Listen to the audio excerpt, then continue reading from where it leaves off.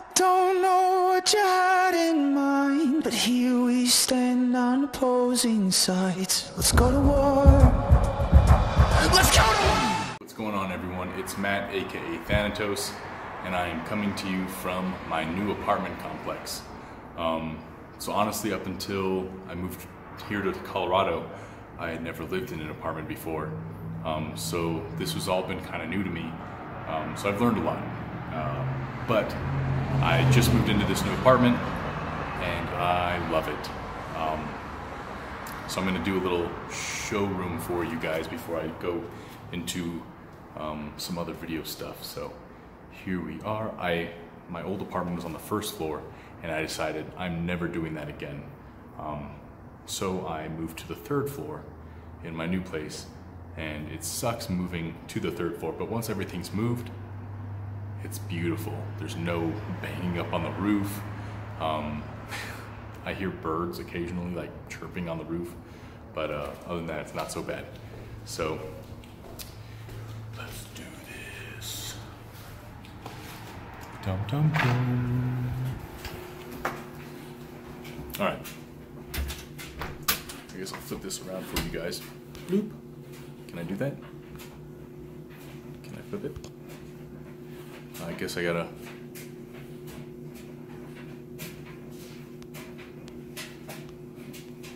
Nope, nope. Gonna have to make a cut. Welcome to my new place. So, it's obviously a complete disaster. There's still boxes everywhere. I'm hardly unpacked. I spent most of the weekend in Denver. But this is the new place. It's got a big old nice countertop. Got some books. Hopefully there's nothing incriminating here. I did build these new bookcases, which I'm gonna start having some like nice display stuff. These are my first printings of Harry Potter, the American editions. And then, so like, I think I'm gonna try to alternate between comic books and regular books that I have. So that's my camera that I'm gonna make a video here for soon, which is mostly for tonight. Oh look, if you guys have not already done my 250 subscriber and 500 Instagram follower contest, you have 3 days left. I put this on so it would be playing in the background when I made my next video, but I guess I can show that to you now. Oh yeah. Oh, wood. So here we have the beginnings of, oh, I guess I took a bunch of stuff down. Yep, stuff is missing, which is going to be in the next video. Got these pillows. I think they're going back. Screw these pillows. These skeletons. Yeah, I had to... I'm not very good at... I feel like I don't have a very good eye for interior design, so... Got a much more spacious bathroom. I was at Bed Bath & Beyond the other day, and I saw this. This is a real thing. Poo-pourri, before you go, toilet spray. You just spray it in the toilet and then you poop, and it's supposed to make it not smell so bad. So yeah, definitely still kind of a wreck. Got some comics lying around. Got a little walk-in closet here.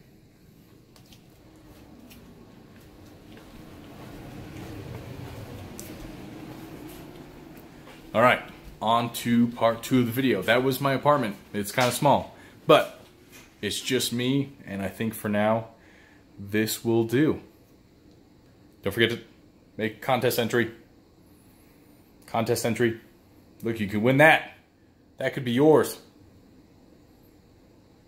Okay, bye. 20 minutes and counting. What's going on, everyone? It's Matt, aka, well, I probably already went through that, so anyway, cheers. Alright, so you guys have already seen my apartment. Welcome. There's actually quite a lot going on in this video. And I'm trying to knock it out pretty quick, because we all know I only have a 20-minute time limit on my camera. So first off, I received a random act of kindness from a gentleman named Frank. I'm not going to say his last name, but Frank, I did receive your package. I need to email you. But thank you so much. It was very, very unexpected.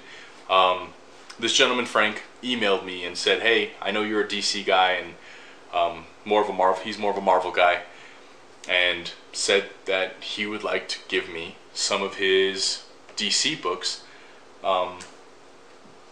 as a random act of kindness. And I didn't know how to feel about it at first. Like, it's always kind of weird. Like, do you just say yeah and then give someone your address? But I did. Frank seems like a great guy, great collector, and so I was expecting like 1 or 2 books, and I got a whole pile of books, which is awesome. And books that honestly, some of them I've never even seen before. We got some JSA number 54. It's like a cool Thanksgiving cover. I really hope, I'm sure that's in the frame. And I thought that was pretty neat with Power Girl. What's for Thanksgiving, Power Girl? We got some Thunder and Lightning JSA with some old school. Look at these guys. I always like those covers where they're kind of facing off together. And if any of these are keys, I'm not too familiar with some of these, let me know.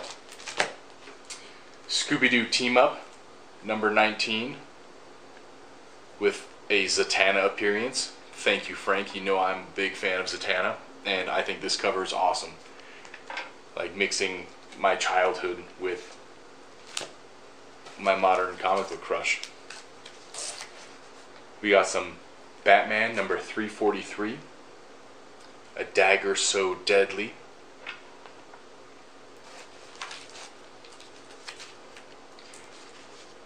Got a really cool Jim Lee cover from Superman number 208, and it's got Superman, and it looks like John Stewart in the back. It's about to tell him what's up.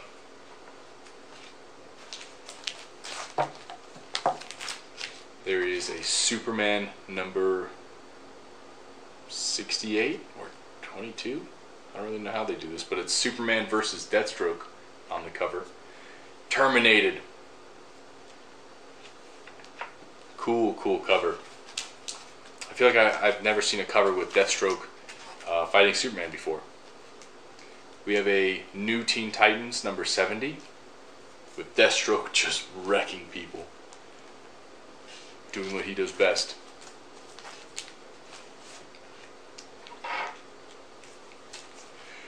And I've never read this, and I feel bad because I'm gonna bust it open and read it, but I'm gonna read this.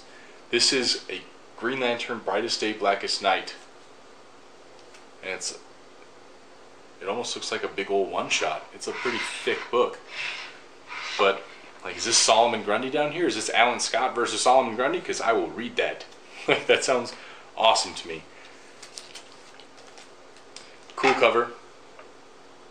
Everybody loves them some Alan Scott, some Golden Age Green Lantern. We have a Nightwing New 52 number 4.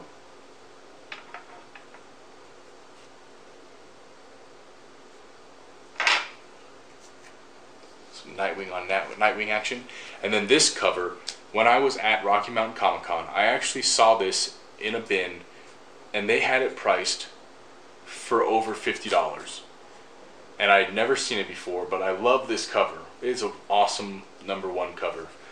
I'm not too sure what the significance of it is. I'm assuming it's just like Nightwing in his first comic title, perhaps. This is Nightwing number 1, and it is a super cool cover from 1996. So again, thank you, Frank. I really appreciate it. These books are going to get alphabetized and put into my collection, and I will hold on to them. And I thank you again so much for sending me this. That was probably one of the coolest things. You always see guys like the Doom and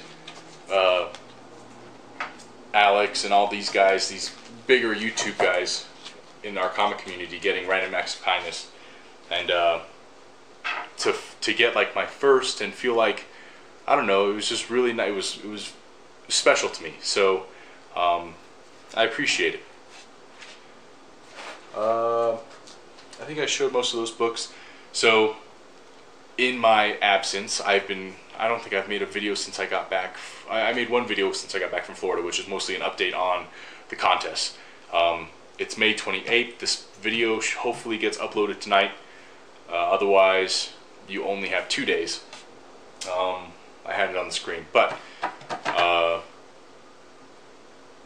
2 days left, 3 days to get a contest entry in, whether it's on YouTube or Instagram. So make sure you enter if you want, if you are interested in any of those books.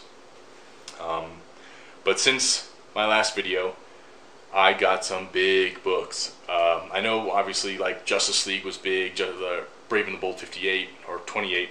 Hulk 181 was big, but in my mind, these are bigger. These are huge to me. So off of Instagram, Blundy, I hope that's how you like actually say his name, Blundy, upgraded his copy of Green Lantern #7 from an 8.0 cream to off-white pages to a 8.0 off-white to white pages. So he had his other copy available, and you guys know that I had a 7.0 with off-white pages, and anything 8.0 and above, they don't show up very often. You're immediately in the top 50 of the comic itself on the CGC census. So he offered me a great price. He knew obviously I'm a Green Lantern fan. I'm a huge Sinestro fan.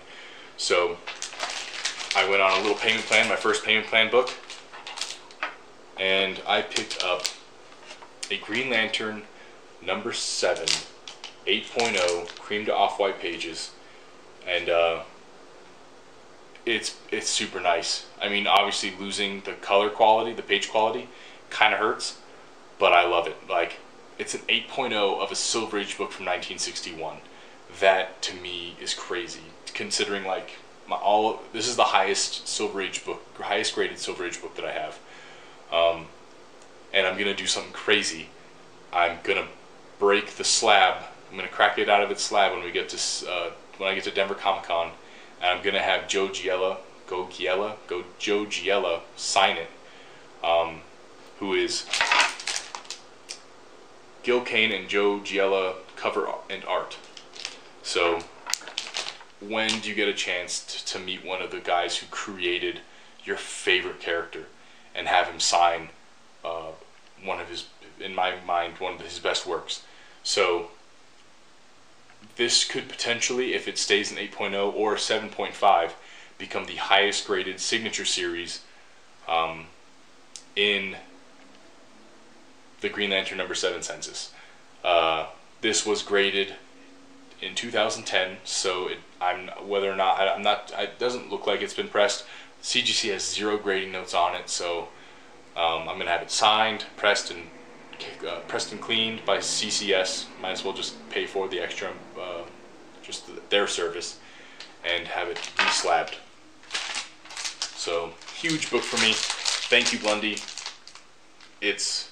This is like ridiculous. I was super content with a 7.0, and to have an 8.0 is just mind-boggling to me. And then when I got Brave and the Bold 28, I was disappointed. I mean, it's obviously a Brave and the Bold 28, so you can't just be like, oh, I was so upset because I got one of the coolest books. I got the first Justice League. But there wasn't that spark to me that I thought I would have. And when I won this, I was so elated. I was beyond happy, because this is one of the coolest comic book stories and comic books. The history is just absolutely amazing. And I brought it, when I got it in the mail, the way I felt about it, to me, all I was thinking was, this is how I should have felt when I got Brave and the Bold 28. I was ecstatic, super pumped up. So, obviously it's not a DC book, and you guys, if you've seen my Instagram, have seen it already, but it's a rare book. On the census, I think there's like 150-ish of them, or I think it's up to like 208 if you include all the restored and stuff. Very low grade, but page quality is a off-white to white pages, and just one of the most iconic covers ever. And if Reggie Simmons, in one of his vocab videos, he mentions this specific book because it does have a historical significance in the comic book community, and that is Crime Suspense Stories number 22. And in 1954, when this book came out, when they were doing the whole SOTI and the comic, they wanted to create the Comic Code Authority. The editor of EC Comics was asked how, if this horror comic was in good taste, and obviously, like, this is an iconic response in the comic community, where he literally was like, well, you know, the artist, Johnny Craig, by the way, who's amazing artist, he could have had her head a little higher up, so you could see the blood dripping from it, and he could have moved her body back a little bit so you could see the the cut neck.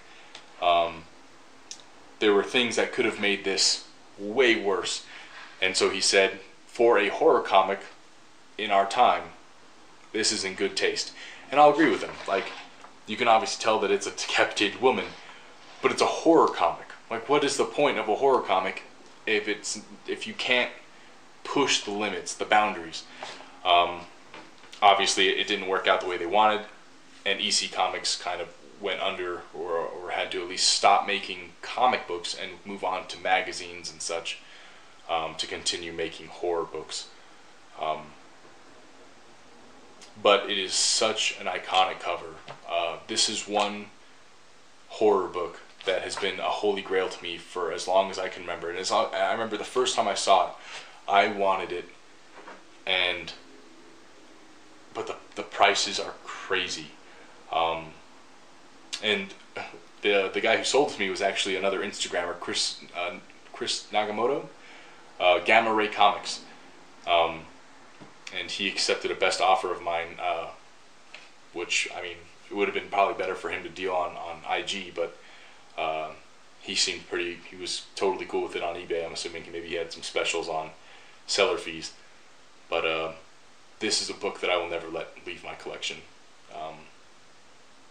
unless like dire circumstances happen, just because there's so few of them and they're so hard to find, and it is just absolutely amazing. These will all be on display behind me. So I have two books that are going out to pressing tomorrow. This one is House of Secrets 92. These are both going to get graded when I go to Denver Comic Con. I'm going to drop them off. Let me check the time real quick. Ugh, I'm getting old.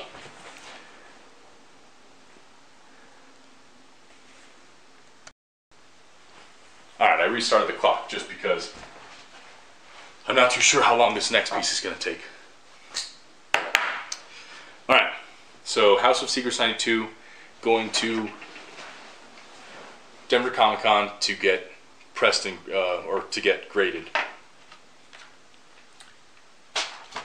And then Incredible Hulk 181, the 5.5. According to the grading notes, there's a lot of things that are potentially pressable in this book, so I'm going to risk it. Luckily, I purchased the book at a much more affordable price than a 5.5 currently goes for on GPA. So I have a little wiggle room to play with. But if I can, I'm going to get it graded by CGC. If this can get bumped up to a 6.0, magic. I'll be happy with a 5.0. Like, if I even hit a 5.0, I still paid less than what I should have. So, but I can't stand this rivet. The rivets bug me. And I think it has a chance. I think it could at least present better, if anything. So we're going to do a live breaking. Dun dun dun dun. Never done this before, so we'll see how it goes.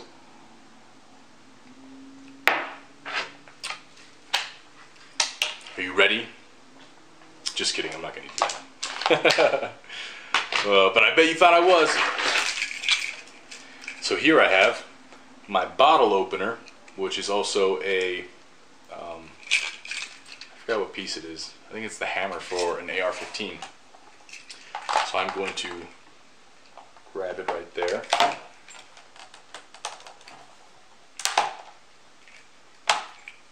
Alright guys, that was too easy. That didn't feel good at all.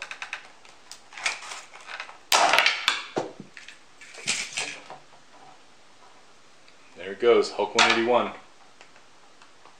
assuming maybe I'll have to take the bottom part off too.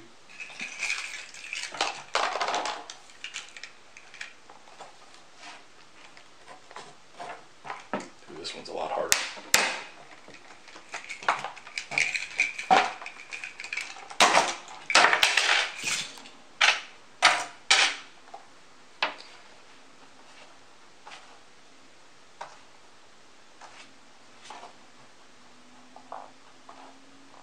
Somewhere in here, I'm assuming. Alright. Easy now. Easy. I just want to get in there and split this a little bit. I feel like the other CGC cases are super. Oh. Well then. That just came right off. I didn't even need the knife. I've never done this before, and I'm super nervous and excited at the same time because I'm going to have not just a slabbed Hulk 181. I could open this and look at it. Ooh, this is kind of cool. Hold on.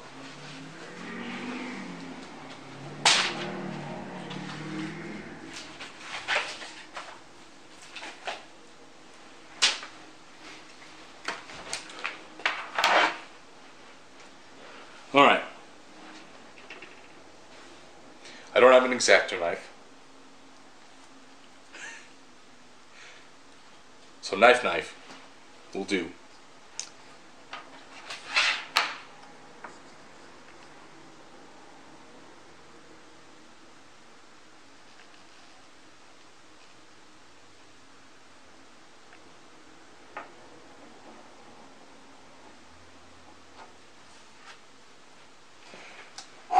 That's a little nerve-wracking.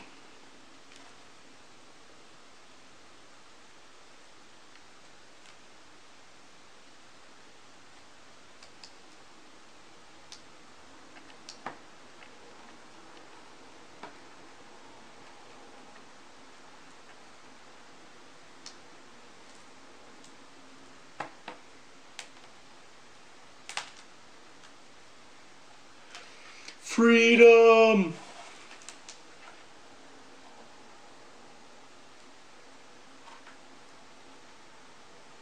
I feel like I'm doing arts and crafts right now.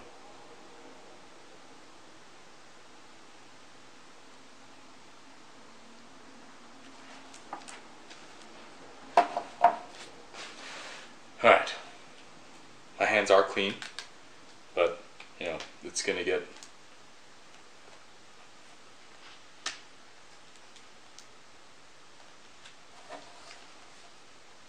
pressed and cleaned anyway, so I'm not too concerned about fingerprints. Ooh! This is crazy. Alright, so I have a poly bag and a board. I went with a poly bag because the Mylars don't really fit very well. And I don't think the poly bags do either, but they're a little bit more malleable.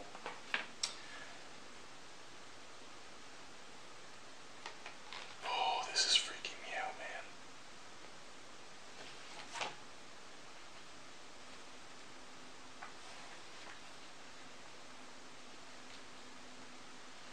Alright, pulled it over a little bit so I'll just cut this side as well.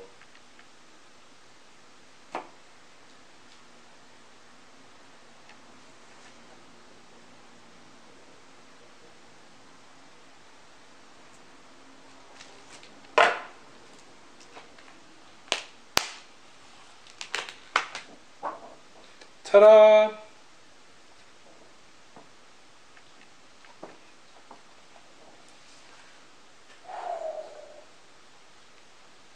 Should I do it? I have to do it. Oh, it's so pretty. Alright, maybe I'll do that later.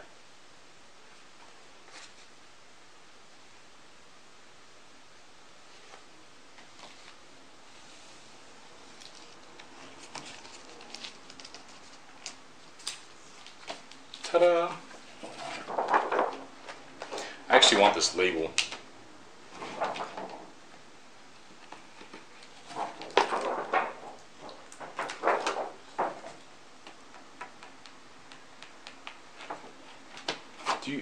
Are you supposed to send these back to CBCS like you're supposed to with CGC?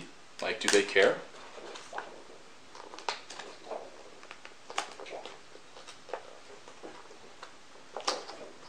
I don't know. I know like CGC likes to, so that they can update their census with what's actually graded and what's not. But I don't know about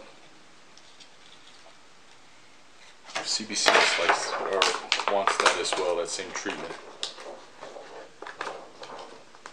Ain't no heat seals on this guy. Old rivet labels.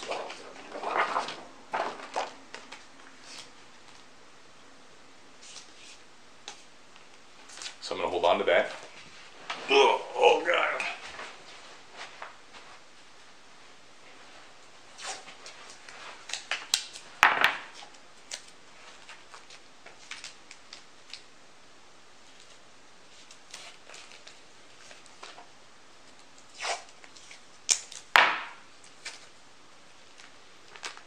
Good old painter's tape. All right. Yeah, so it doesn't fit very well, but it fits better than Mylar, and then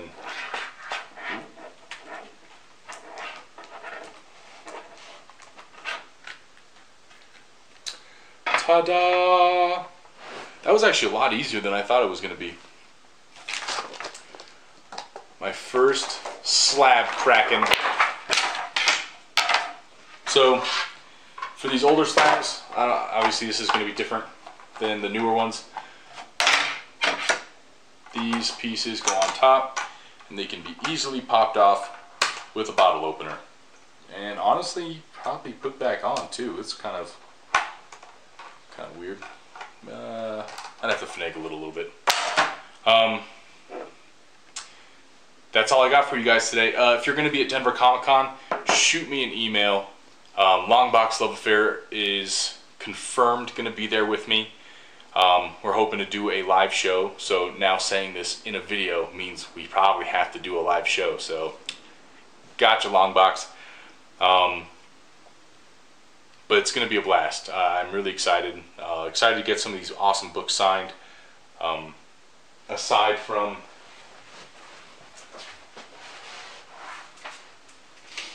also on the list, I've got this Hulk 180 that's going. Get some slabbing action done.